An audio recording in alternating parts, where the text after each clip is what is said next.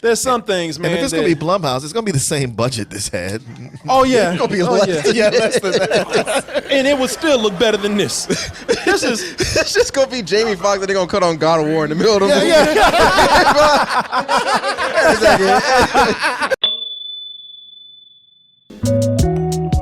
Yeah, people, we got over there at dtmerch.com. We got the t-shirts, the backpacks, the phone covers, the beanies. You're going to stay for a little while, so you can do become a subscriber. There's many ways to do that. Keep in mind, you got choices. But some people say, hey, man, easy way to do it is using my Amazon account, putting it in on that Amazon pay button of yours, username, password, press in. Ooh, Catherine, can you feel it? She's like she feels it so much she can't even move. Look at her. Estonia, that's a climax. Oh. Oh yes. Oh yes. Okay. Toasty goodness. My body. Yes. Yeah, there you go. All over your body right there. Oh, Thor feels it. And remember, while we're on this page, that we're going to be in Chicago, June 30th. Look at that. If you're on doubletoast.com, press the Chicago button or go to ticketfly.com. And we're going to have that whole night. Lots of hours of live comedy, games, prizes, music, and please do not forget that big-ass party at the end of the night. You guys know about the casting news today that just came out right before the show, actually. Yeah. They're talking about they're going to be rebooting a classic out there. They say black heroes are popular now. The Panther. It's only a matter of time. Yeah, man. That Panther has opened the door for some new black superheroes. Some people saying, man, some doors should not be open. Again, Panther, shut that motherfucker right there. We're talking about Jamie Foxx. Oh, Jamie Foxx. Oh, man, I love Jamie Foxx as Spawn. Oh, shit. Ah. And I ain't gonna lie. I'm one of those people, man, because I'm not the biggest fan of Spawn. I've seen Spawn in many incarnations, and I don't think it's ever really worked. But what got me with this is that, okay, people saying, listen, man, you don't understand. The thing with Spawn needs some great writers. Yeah. Spawn needs a great director. Yeah. And most of all, to do Spawn right, you need the right budget. Spawn needs a huge budget. That's why we've taken this to Blumhouse. Oh, no. Oh, my God. Man, I was just about to defend this and say, listen, it can't be any worse than what they've done so far. And what you need, one of the formulas you need for these movies to work is to have a recognizable, good enough actor. Yes. And this is a step in the right direction. And there's enough base material here to do something cool if you don't try to stick by the comic. And yes, if you're willing to spend the money. Blumhouse? Yes, Blumhouse. With a red towel on. That's what I'm thinking. Like, what's it gonna be? Just Jamie Foxx standing there with some chains from Home Depot around his body? 12 years a slave is that way. Yeah. What are you doing here? It'll be cheaper just to set him on fire and have him like he would be. Have him look like Spawn right after that. It costs more to make the comic book than it does Spawn. Blumhouse gives you a check for $10 and tell you good luck. Right. I want my change back. Yeah, so how they gonna do Spawn? $10. No, they look over your script and go, this might be a $3 one. Here you go. Yeah. We'll provide craft services. Did you just say bring me my change? Yeah, bring me my change back. You better bring me my change. You thought it was the whole $10. No. You better break that shit in 2 5s. Bring me one back. Yeah, you don't get to keep all of that. I want an itemized receipt. Even Jamie Foxx was like, Blumhouse? Damn, did I already sign that Did I contract? sign it already? Sweet Jesus. The good news is that whatever Blumhouse gives them, even if it's $10, it'll look better than what they did with the original movie right there. It looked terrible. I even went back and watched it recently. This looks god awful, but they was trying their ass off. I think that's why I didn't hate it, because they were trying. Yeah, they were trying so hard. They're trying to be like rough and edgy, and they worked with what they had. It was like, it was Chitlins. It's Chitlins the movie. It's like, that's what it was. They worked with the scraps. They did. Yeah. They made what they could. There's some things, man. And if it's going to be Blumhouse, it's going to be the same budget this had. Oh, yeah. It's going to be less than that. And it would still look better than this. It's just going to be Jamie Foxx that they're going to cut on God of War in the middle of the movie.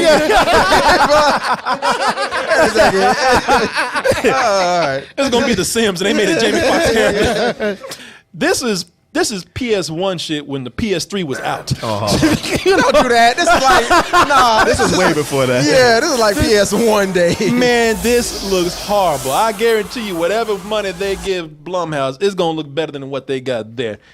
And you know, my question is with this: is there even a demand for Spawn? Like, I'm making fun of Spawn. Spawn is not one of my favorite characters at all, even with me being somebody that just knows about him. I've tried to give Spawn a chance in many ways, you know, like and let you down, and every they let time. me down, man. Because you know, Spawn is, I went in eagerly wanting to see the movie.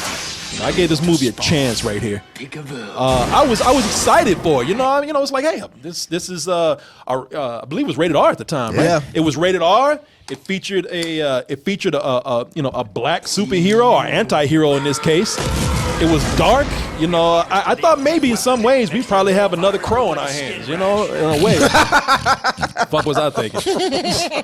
I gave the animated show a chance on HBO. There is something. I thought, cool, we're getting some adult animation. HBO's invested in this. It ended up being a show that just was shallow. It depended on nothing but sex and Shock violence. value. It was shock value. Or it was just like, hey, man, you know, we got the green light to be as rated R as we want to, and they really push the boundaries of violence and sex and no substance outside of that. It's what a 13-year-old thinks of as dark and adult. Well, yeah, that was the thing at Really the time. is. Like, it was anything edgy is on right now. Nine Inch Nails is at that at the peak of his career, and then they came out with this. Like, yeah, everybody's into dark things and blood and gore, so definitely Spawn's gonna come out and do great. And it was like, again, some edgelord shit. It really wasn't that great. It was. The biggest thing that I've learned from watching all these properties of Spawn is that it is just, I think, and this is, I mean, I could love this property, and I would still think, is it accessible for an audience outside of the hardcore people that like it?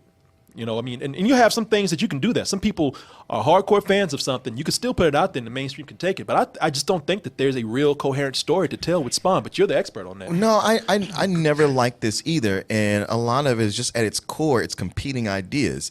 It's a guy who's, you know, in the service of Satan, trying to get his body back and reconnect with his wife. But he's just like a superhero. And it's kind of like, man, you got to make up your mind what kind of story you want to tell here. He gets to return. He gets a cool suit to, you know, freak people out, and then he gets his revenge and maybe starts, you know, being a defender for the homeless or something. I don't know. You know, it's a see that that was not simple, and that went all over the place. It went everywhere. I love how you tried to break it down. I really did. Defender of the homeless. I bounced all around this room before I came back to this chair trying to describe this story here. I don't get it, so that's why I'm asking you guys. You know, I'm throwing this to you. You know how I feel about this. I don't know if this is something that will work. Can they make it work for a mainstream audience? Well, so many things that seem like they couldn't work have worked, but only because not only did they break it down, but they took the elements that really don't work or don't make sense and tossed them away. Mm-hmm. It especially works when they take a property that people aren't that invested in, but they can improve it. Yeah.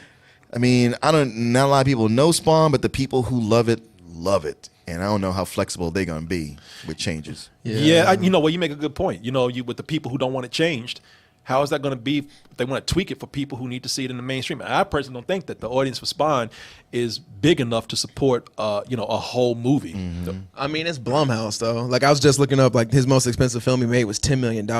Was it really? So, yeah, and it was, like, there was 3 of them that I saw. Sinister 2, Parent of the Last Key, Insidious. Oh, yeah. And then there was another one. So, I mean, if it's Blumhouse, we know he works on a budget. So, if he just appeals to those hardcore Spawn fans, he could probably make his money back. But if they want this to be, like, the next Black Panther or the rated R Black Panther they're most likely going to go for, they're going to need to, 1, throw way more money into it, and 2, you're right, they're going to have to make some massive changes to make this character appeal to people. I'm joking with the movie, man. No, it's a terrible looking film in some parts, but they were able to do some cool looking things in the middle of there.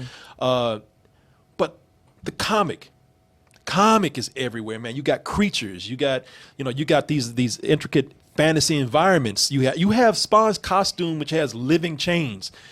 And a living cape. And a living cape, you know, a Doctor Strange type cape. You know, what are you going... fans want to see that, as you say. Can Blumhouse pull that off? I mean, how can you make that with a $10 million budget? We always bet against Blumhouse, man, but somehow they found a way to pull it out. true. Like they've like, oh, this Blumhouse, get out. What's this going to be about? Then it blows up. Those are properties that didn't require. That's also true. I mean, it's going to be interesting to see, especially I think this is going to be the one that Blumhouse is going to have to dig a little bit deeper into that wallet to make it appeal to who he wants it to appeal to. He's going to have to adjust it for the licensing rights. Yeah. That there's a lot that has to go into that first, and then start spending money on the actual movie. Well, do you think they're trying to bank on Jamie Foxx being a name that it's going Jamie Foxx cost $20 million to put in something. How are they going to get him in there? Does he? Okay, Jamie Foxx is still somebody that's out there and requires a big bill. He's recognizable, sure, and his name will bring more people in, but he's not somebody who makes a movie. There's only a few stars whose names you can put on a movie that's going to guarantee, butts and seats. Tyler Perry, Madea.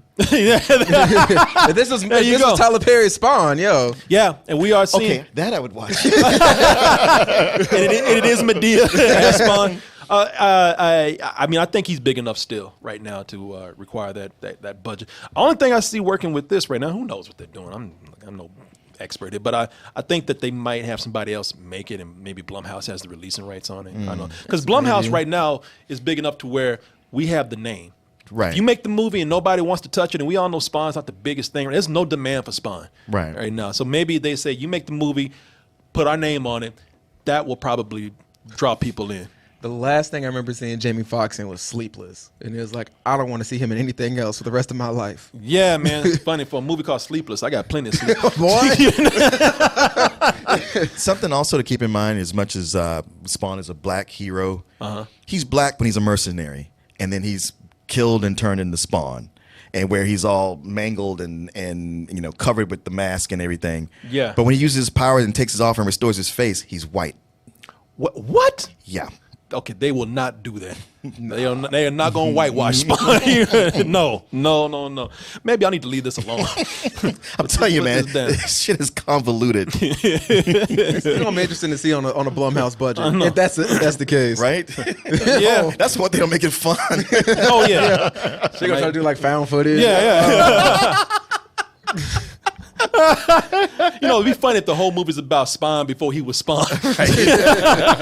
Like, not even like the lead up to it, like what he just did in his regular life. It's just him on fire and goes to credits. Spawn goes home, eats a hot dog. Yeah, man, I don't know. We'll see. Interesting.